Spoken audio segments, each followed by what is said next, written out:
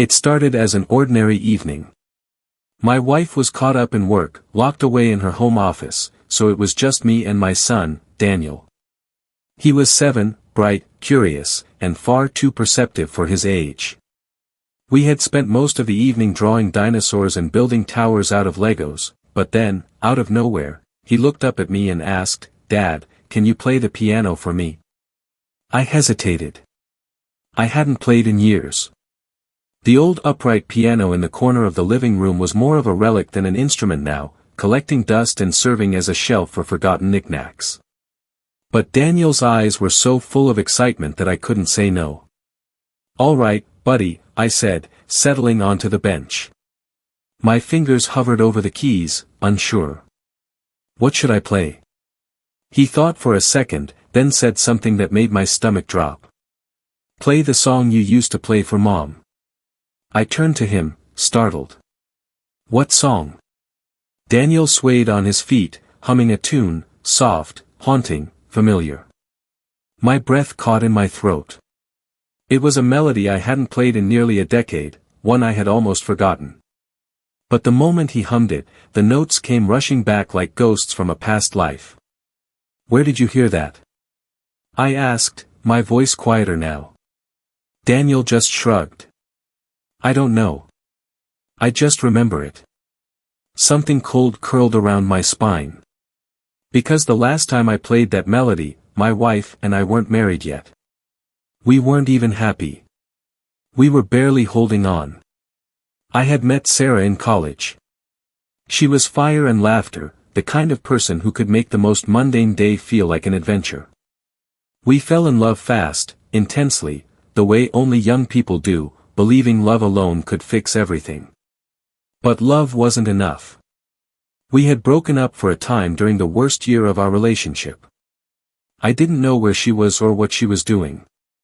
In that loneliness, I found myself at the piano every night, playing that same melancholy melody. It was never a full song, just a collection of chords and notes, something that felt like longing in musical form. Then one night, she came back. It was raining. I remember opening the door and seeing her there, drenched, shaking, her eyes full of something I couldn't name. She didn't say a word, just stepped inside, walked straight to the piano, and sat down beside me.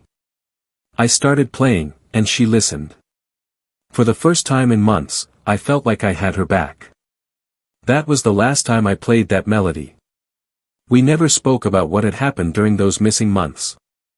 She never told me where she had been, and I never asked. Maybe I should have. Sitting at the piano, I swallowed hard. My fingers pressed lightly against the keys. I played the melody, letting it fill the room, watching Daniel's expression carefully. He smiled. "Yeah, that's the one." "Daniel," I said slowly, my voice barely above a whisper, "did Mom ever sing this to you?" He shook his head. "No, but I remember it." I forced a smile. "Maybe I played it when you were a baby." But that didn't make sense. I hadn't. I had never played this melody since that night with Sarah. A strange unease settled in my chest, but I pushed it aside. "All right, buddy. Time for bed." Later that night, lying beside Sarah in bed, I finally asked, "Hey, Daniel asked me to play a melody tonight, one I used to play years ago." She was scrolling through her phone, barely paying attention. "Mm-hmm. You know the one," I pressed. "The song I played that night when you came back." Her fingers froze on the screen. Slowly, she turned to look at me, and for the first time in a long time, I saw something flicker in her eyes, something that sent a cold wave through me. "Why would he know that song?" I asked. She opened her mouth, closed it, looked away. "Sarah." My voice was firm now. "Where were you that night?" She swallowed. "Does it matter?" "Yes." She sat up, swinging her legs over the bed. For a long moment, she just sat there, her back to me. When she finally spoke, her voice was barely a whisper. "I was pregnant." The air in the room turned to ice. What? I was pregnant, she repeated, but not with Daniel. I couldn't breathe.